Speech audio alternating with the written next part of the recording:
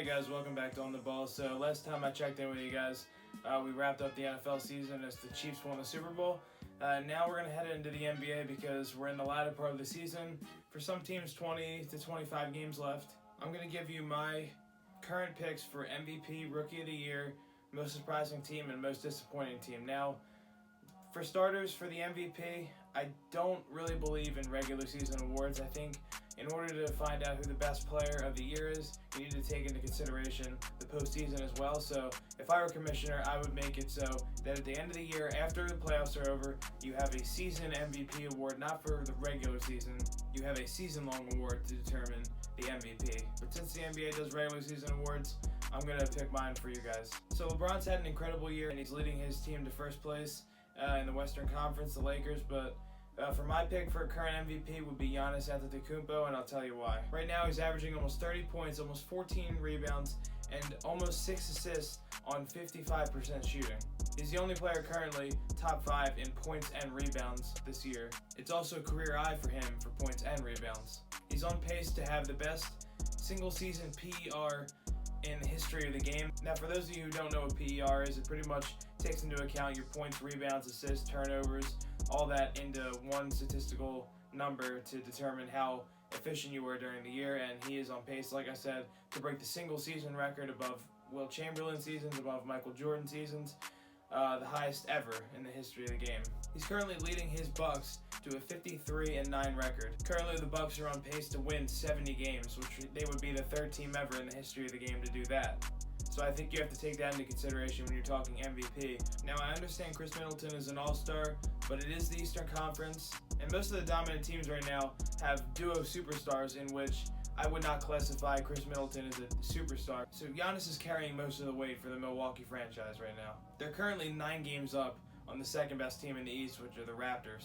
And it's hard to argue that the East is better than the Western Conference because the Western Conference is much deeper than the East, but the East does have really good top teams.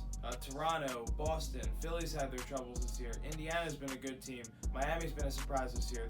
There are good teams in the East, and I think that it has been deeper this year than it has in previous years. So as of right now, and it could change if LeBron goes on a tear at the end of the year, but I think that Giannis has the MVP right now locked up and will be a back-to-back winner. Now, as for my Rookie of the Year, I have Ja Morant winning that under one condition, which I'll talk about in a few minutes. The former number 2 overall pick in last year's draft, he's averaging 17.5 points, 7 assists, and almost a steal per game on 49% shooting. That's very good for a young player like him. He's had a spectacular year. His handles are good. He shoots the 3-ball well. He can obviously dunk on people. He's very athletic. He leads all qualifying rookies in points and assists. And the most surprising part of this is he's leading his Memphis Grizzlies team to the 8th seed in the West, which is a playoff spot, obviously. And it's a deep Western Conference, like I said earlier. They're ahead of teams like Damian Lillard and the Portland Trailblazers, San Antonio Spurs, Sacramento Kings with De'Aaron Fox, and the New Orleans Pelicans. So in a loaded Western Conference, this young phenom, Ja Morant, is leading his team to a current playoff spot right now. But here's my catch. If Zion is the leading reason why New Orleans takes over for the number 8 seed at the end of the year, even though he will only play under 40 games if he play the rest of the games from now on out, I think Zion should win Rookie of the Year. And I know I'm going to get backlash on that. I know.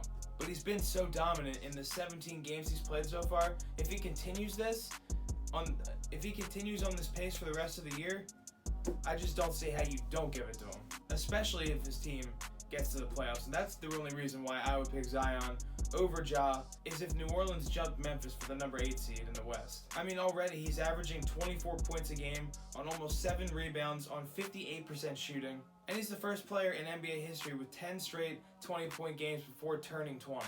Zion is a phenom. He is absolutely incredible. And so is Ja Morant. So right now, Ja Morant would be my Rookie of the Year. But like I said, if Zion is the main reason for New Orleans jumping Memphis for that 8th playoff seed, I would give it to Zion. So as for my most surprising team this year, I was thinking about giving it to the Miami Heat as they acquired Jimmy Butler this offseason, and a lot of their young players are starting to pan out, and they're obviously 4th in the Eastern Conference. But I'm going to take a team from the Western Conference who really surprised me this year, and it's the Oklahoma City Thunder. After Damian Lillard hit that playoff 3-point buzzer beater over Paul George last year to knock the Thunder out of the playoffs, I thought that was it, because I knew Paul George did not want to be there.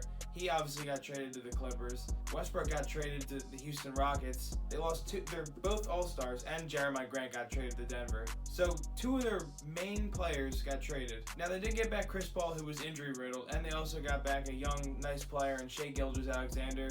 They also got Danilo Gallinari and a bunch of picks. So I just thought, oh, we're building for the future. I thought Chris Paul was going to get traded. There was a bunch of rumors that he was not going to play a game in that jersey. But he obviously played some games in the Thunder jersey. He did not get traded before the year started.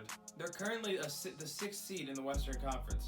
This is over teams like Dallas, Memphis, and they're only a game and a half out of hosting a playoff series.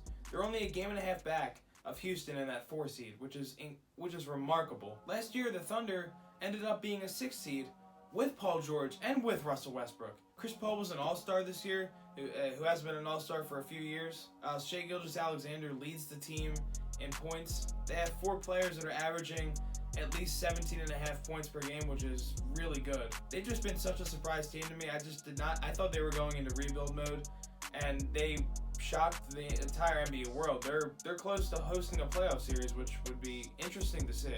And as for my most disappointing team this year, I hate to say it, but it's my 76ers, my Philadelphia 76ers. Along with the Milwaukee Bucks, they were favorites to get out of the Eastern Conference this year. As a home team this year, they're 20-2. That's really good. That's the best in the league. Playing on the road, they're a lottery team. They're 10-23 on the road.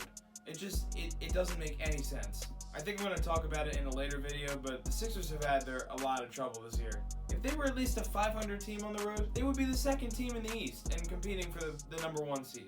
They currently don't have a top 4 seed, so that means they're not going to host a playoff series if the season were to end today. They would go on the road to Miami, which I think is a bad matchup for them right now. Their team chemistry has been questioned this year. They've had questionable coaching, dare I say lack of coaching. They don't have a good bench. I mean, they did acquire Alec Burks and Glenn Robinson recently, which did help their bench, but they have not gotten the production from their bench that they had in previous years with J.J. Redick and Landry Shamet and people like them. They obviously signed Al Horford to a horrific $109 million contract. Like, good that he got his money, but oh my God, I just did not see the fit. I did not know where he was going to mesh with Embiid and Simmons in that starting lineup. That's why they benched him recently and had him coming off the bench as of a week and a half ago. The Sixers have time to get their act together as they're in the Eastern Conference, which is, like I've said throughout this entire video, it's a weaker conference than the West. So they can hop up to a 4 seed with no problem. They're only, I think, a game and a half back. They have a lot of things to work on. The playoffs are coming soon, so we'll have to see there. But so far, they're my most disappointing team this year. I don't know what's happened. There's a lot of things wrong. I'm going to go on it in another video, but yeah. So just to recap my picks, right now, currently I have Giannis as my MVP. I have Ja Morant as my Rookie of the Year. I have the Oklahoma City Thunder as my most surprising team. And the most disappointing team, I have the 76ers.